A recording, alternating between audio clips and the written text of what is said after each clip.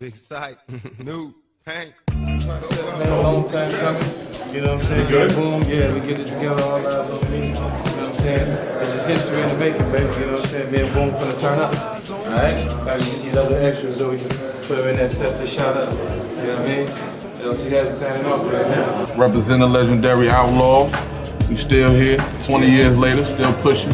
I was in the studio when he was recording All Eyes on Me. The first song,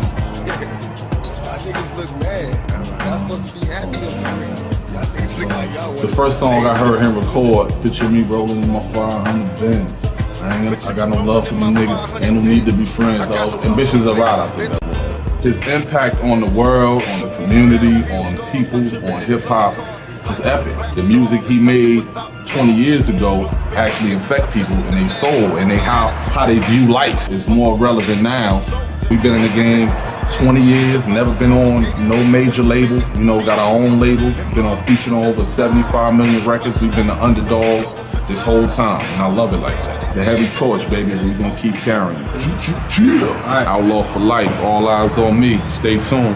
Yeah. The legacy of Tupac Shakur. How old was he when he passed away? Like 20, 25? Art is supposed to inspire us to create, and that's exactly what he did with his life. So I would hope that with this film, it also magnifies who he was as a human being holistically, which was a creator. And it inspires people to do the same, to leave and follow their purpose in life. Faith Evans, I've been a fan of hers for a long time, and I'm a singer myself. And the stuff that she does, she's like a jazz singer in R&B. It really, really made me want to play such a strong woman and honor her. She was like the Helen of Troy of hip hop, and it's an honor to play that. What's happening? What's happening? I'm Jamal Gravy Willard, and right now we're on the set. All Eyes on Me, Tupac movie. It's an honor to be playing Biggie Smalls again. That scene was the scene with me and Faith. You know, at that time I was married to Faith, and that scene was the scene with Tupac on the cover with Faith. So, you know, I got a little upset. You know, little things got out of hand. Tupac Shakur, that's a major impact on hip hop itself. You know what I'm saying? He started Thug Life. So, you know what I mean, for the streets, that's a big thing for us, you know, starting Thug Life. You know, and as a matter of fact, he was the first thug that cried. Yeah, that's real. Yeah, my name is Albert Daniels, but everybody calls me I'll Be Back.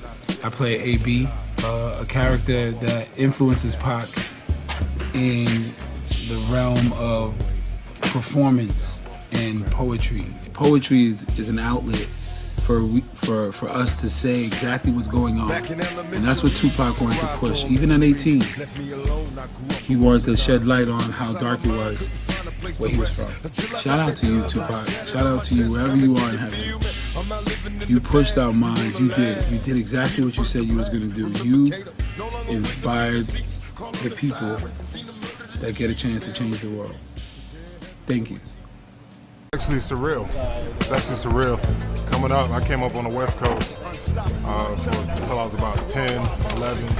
So all I heard was all Death Row stuff. And seeing the story of Tupac and Snoop and Dre and Suge unfold. And so, you know, growing up and playing Suge Knight, I mean, I've done a lot of roles, but this one is exciting. As a longtime Tupac fan, you know, I still bump Tupac in the car. You know what I mean? So to get this call was like, you know, you serious?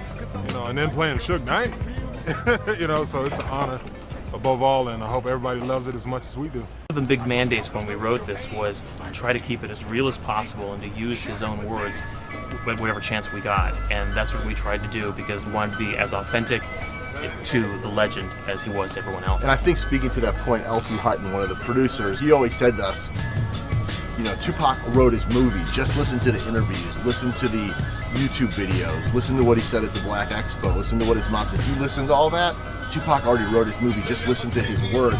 and it'll tell you his story. Obviously, we had to like take it and make it into a narrative structure, but he was so prolific in his very, very, unfortunately, short life, but he was so prolific, there was so much to pull from. He wasn't just a musician, he was a musician, he was an actor. He was a Renaissance man. He was a Renaissance man. He was involved in politics, the Black Panthers. I mean, you know, he was not a stereotypical actor, a stereotypical musician. I gotta tell you, there's nothing like being on the set of a film that you wrote, and more than anything else, a film that you're proud of. I mean, this is our first day on the set. We've been writing all week, coming to set, seeing this, and this is exactly how we envisioned this when you're putting it on the page. The unfortunate thing is some of the stuff that Tupac was saying 25 years ago, 30 years, you know, forever ago, is still happening. So you look at, like, you know, all the cop shootings all over the United States and stuff in Chicago and stuff in Detroit, and all the stuff he talked about violence on, you know, minorities. He was basically saying Black Lives Matter 20 years ago. I want people to see this film, so I want them to be entertained, I want them to be educated, but more than anything else, I want them to understand that Tupac wasn't just a rapper, but he was a guy who was so far ahead of his time, and had his life not been cut short, who knows what he could have done. The music is in there, but everything else is in there too. My name is Ed Gonzalez, and I'm the writer. And Jeremy Haft, the other writer of the movie.